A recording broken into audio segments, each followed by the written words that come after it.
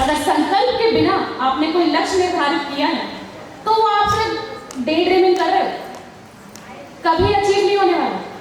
बताने के लिए ले लिया मैंने, दूसरों को दिखाने के लिए। क्या कहेंगे 4 लोग अगर मैंने नहीं बोला कि मेरा इतना बड़ा लक्ष्य है, तो वो 4 लोगों ने मैंने दिया अपना लक्ष्य। मैं खुद संकल्पित नहीं हूँ। जब तक आप अपने लक्ष्य के लिए स्वयं संकल्पित नहीं होंगे, आप उस लक्ष्य को प्राप्त नहीं कर पाएंगे। इस संकल्प की शक्ति को मैंने चाहे जैसे भी समझाया हो, कितना भी समझाया हो, अच्छा हो बुरा हो, किसी की समझ में आया हो ना आया हो, अच्छा नहीं लगेगा ना नहीं आया हो, कुछ लोग छूट भी गए होंगे, 1-2 लोगों को समझ आया भी होगा। इस चीज के लिए मैं हमारे मंच पर, मैंने आपको बोला ये कुछ अलग अनोखा होने वाला है, कुछ अनदेखा अनसुना होने वाला है। आप सभी ने YouTube पे पॉडकास्ट देखा है? पॉडकास्ट इंटरव्यू सेशन जैसे होते हैं, टेबल पे बैठे रहते हैं लोग और बातें करते रहते हैं। सब लोग ऐसे उसको बहुत सुनते हैं, सबको लगता है उससे बहुत ज्ञान मिलने वाला है। मिलता भी है, आई एम नॉट डिनाइंग, मिलता है, तभी तो वो पॉपुलर हो रहा है। वो सेम पॉडकास्ट सेशन हम यहाँ पे अभी करने वाले हैं। और आपको पता है, कोई गेस करेगा कि मेरे पॉडकास्ट में मेरा इंटरव्यू किसके साथ होने वाला है? यस, बिल्कुल। तो हमारी टीम मिरेकल एक्वा के लीडर, हमारी टीम मिरेकल एक्वा के फाउंडर, हमारी टीम मिरेकल एक्वा के मेंटर, जिन्होंने ना सिर्फ हमारी टीम का सपना देखा बल्कि अपने संकल्प से उस सपने को यहां तक साकार किया कि आज हमारी 6वीं आरटीपी है। भारत में कैंडल के बिजनेस में जितनी भी टीम्स बनी हैं, उसमें सबसे पहले आरटीपी करने का श्रेय हमारे नीरज तिवारी सर को जाता है। उनके आदर्शों पर चलते हुए कई टीमों ने काफी कोशिश की और उन्होंने भी अपनी आरटीपी अपनी टीम में शुरुआत करी, लेकिन कोई भी उसे निरंतरता तक नहीं पहुंचा पाया। और सिर्फ उनकी टीम है जिसने लगातार इस बार हमारी 6वीं आरटीपी की है। प्लीज जोरदार तालियां हमारे नीरज सर के लिए।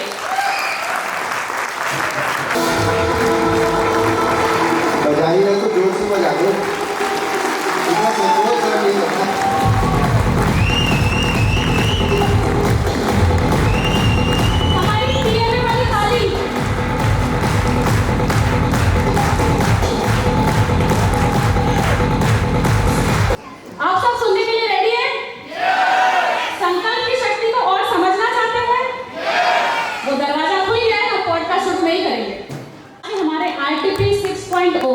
संकल्प में आपका स्वागत। Thank you. मतलब इस पॉडकास्ट में आरटीपी होने का है। आज के इस पॉडकास्ट सेशन में आपका स्वागत है और मैं हूँ आपकी होस्ट आंचल शर्मा। सबसे पहले अब क्योंकि संकल्प वाला सेशन सुनने के बाद हर किसी के मन में बहुत सारे सवाल होंगे, तो उन्हीं सवालों को लगभग समझिए कि मैं उनके पूछने वाली हूँ। पर उसके पहले आरटीपी के बारे में कुछ।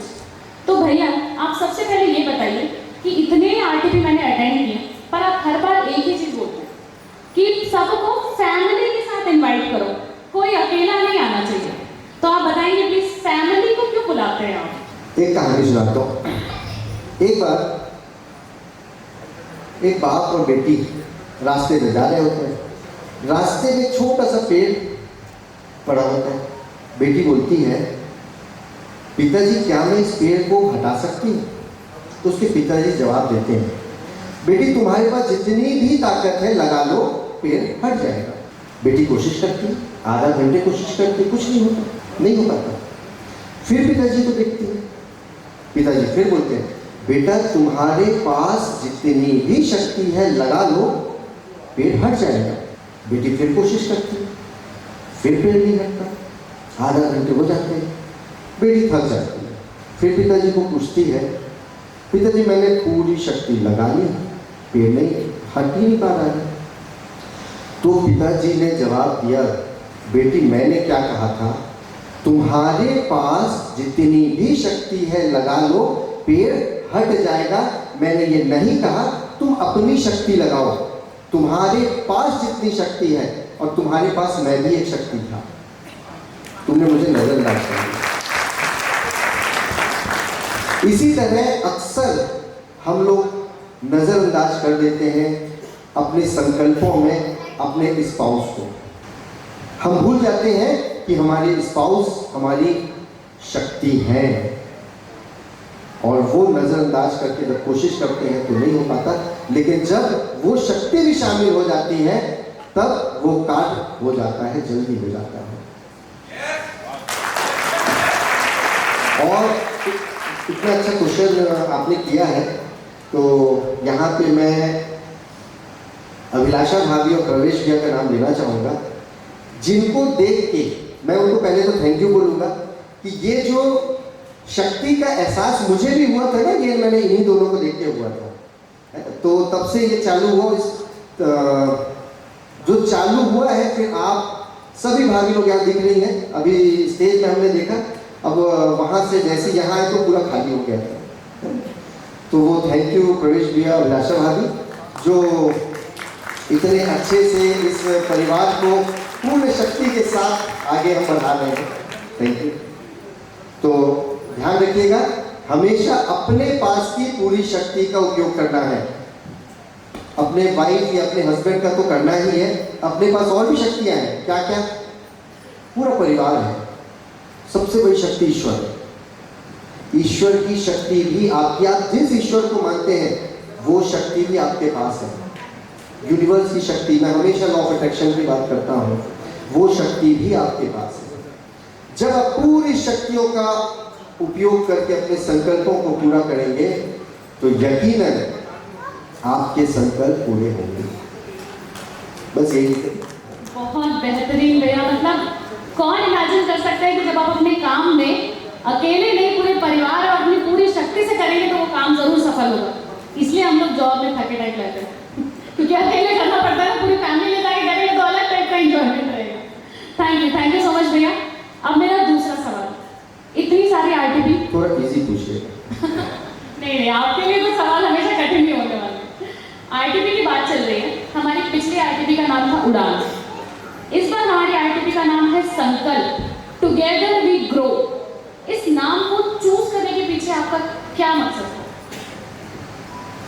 हम जिस इंडस्ट्री से है ना, नेटवर्क इंडस्ट्री, इकलौती ऐसी इंडस्ट्री है यहाँ कभी कोई इंसान अकेले ग्रो कर ही नहीं सकता। यहाँ पर इंसान सबको लेके ही ग्रो करेगा।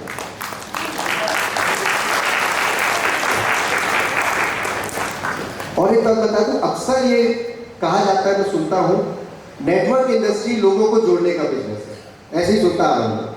लेकिन मैं सच बताऊं, नेटवर्क इंडस्ट्री लोगों को लोगों से जोड़ने का बिजनेस है। नेटवर्क इंडस्ट्री लोगों को एक व्यापार देने का बिजनेस है, लोगों को लोगों से जोड़ने का बिजनेस है। और एक चीज सीखा है मैंने, नेटवर्क इंडस्ट्री एक जो आपके कनेक्शंस कहीं रहते हैं ना, कनेक्शंस को रिलेशंस में बदलने का बिजनेस है। आप सोच के देख लीजिए, यहाँ हमारे कितने रिलेशंस बने हुए हैं जिनको हम शायद पहले जानते भी नहीं थे। तो ये इतना पवित्र बिजनेस है। बस यही कारण था कि टुगेदर वी ग्रो। आज जब संकल्प यदि लेंगे, मैं एक चीज और कुछ बोलता हूँ, आज यदि हम कोई संकल्प लेते हैं तो क्या हम अकेले बढ़ेंगे? बताइए। सामने वाईके प्रधान सर बैठे हुए, मैं एग्जाम्पल ले लेता हूँ।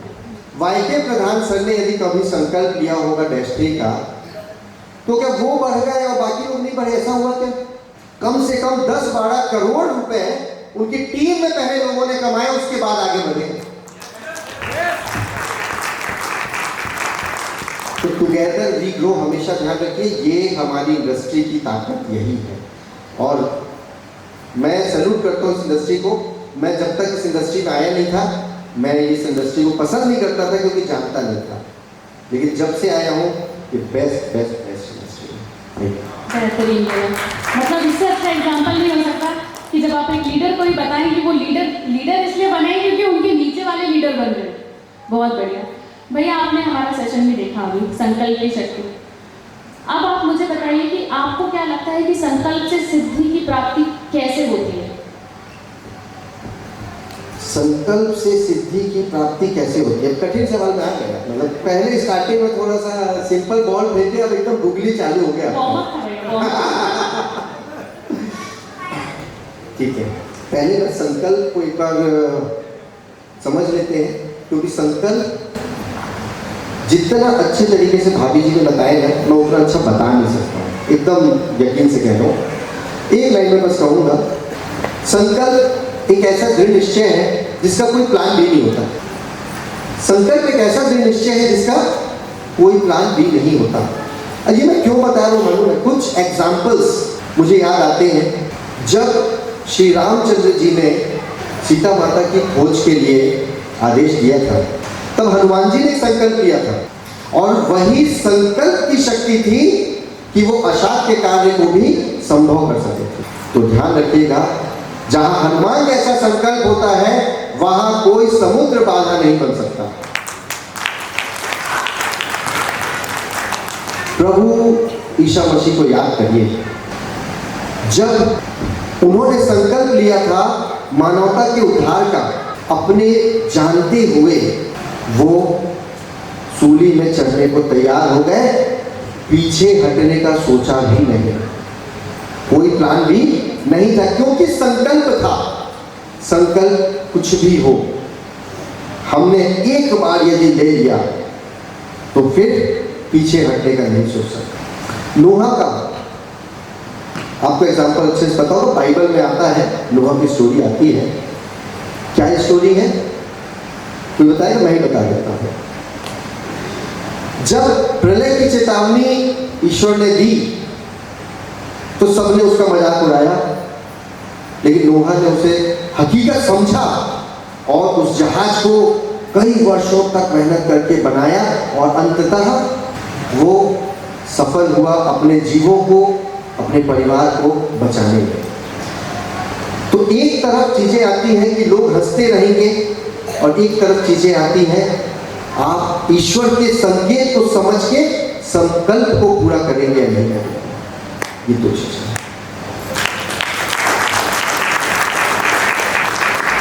भैया ने जो भी कहा कि ईश्वर के संकेत को समझिए, यहाँ पे कोई प्लान बी नहीं होता, उसका मैं आपको एग्जांपल दिखाती हूँ कि कैसे जब भैया वही चीज बोल रहे हैं और वही चीज आपके आंखों के सामने आ जाए। इस झोले पे भी लिखा है there is no plan B. वाह, क्या बात है, क्या बात है। ये एक्चुअल में लॉ ऑफ अट्रैक्शन है, देख लीजिए सामने। अब आप लोग कहेंगे मैं देख के बोला हूँ, पर नीरज भैया हो और मैनिफेस्टेशन और लॉ ऑफ अट्रैक्शन की बात ना हो, ये बहुत बड़ी नाइंसाफी है। अब ये जो बात आई है ना, लॉ ऑफ अट्रैक्शन की बात आई गई, तो एक बात बताता हूँ। मैंने इस बार के सेशन के लिए, क्योंकि मेरे एक इमेज बन गई है कि नीरज सर आएंगे तो ज़रूर लॉ ऑफ अट्रैक्शन की बात करेंगे, तो इस बार मैंने अपने जो टीम मेंबर से पूछा, गिफ्टी भाभी और सभी भाभी लोग से पूछ रहा था, तो मुझे कहा गया कि सर आपका वो सेशन चाहिए लॉ ऑफ अट्रैक्शन का।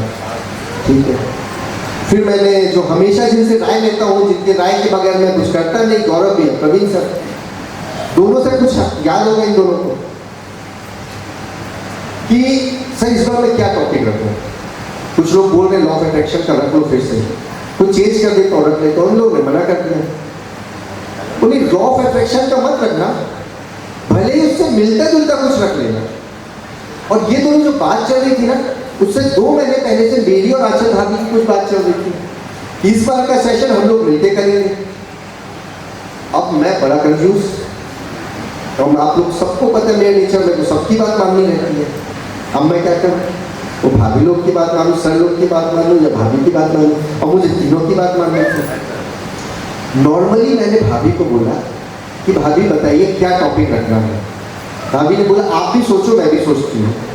मैंने सोचा 5-6 टॉपिक लिखा, भाभी भी ने सोचा, मैं अपना कुछ भी नहीं बताया। भाभी ने बोला भैया मैंने एक टॉपिक सोचा है, संकल्प से सिद्धि, जो अभी टॉपिक चल रहा है, यही है ना टॉपिक, संकल्प से सिद्धि। तो मुझे समझ आया कैसे लॉ ऑफ अट्रैक्शन काम किया। एक्चुअली यदि मैं लॉ ऑफ अट्रैक्शन को एक शब्द में कहना चाहूँ ना, तो सिर्फ यही है, संकल्प से सिद्धि। सिर्फ यदि मैं एक शब्द में कहूँ तो लॉ ऑफ अट्रैक्शन यही है, संकल्प से सिद्धि। और ये टॉपिक मैंने नहीं रखा, भाभी ने मुझे दिया। सही बात है? बिल्कुल बिल्कुल मैंने ही दिया था, लेकिन ये आपके लॉ ऑफ अट्रैक्शन की वजह से मुझे आया। तो इसमें क्या सबकी बात हो गई? जो भाभी ने कहा वो भी हो गया। लॉ ऑफ अट्रैक्शन अभी आने वाला है, निश्चिंत रहें, चिंता ना करें, अभी आएगा। भैया लोग की बात भी हो गई, भाभी की बात भी, मेरी बात भी। तो ये वर्क करता है, अचानक याद आया तो बता दिया।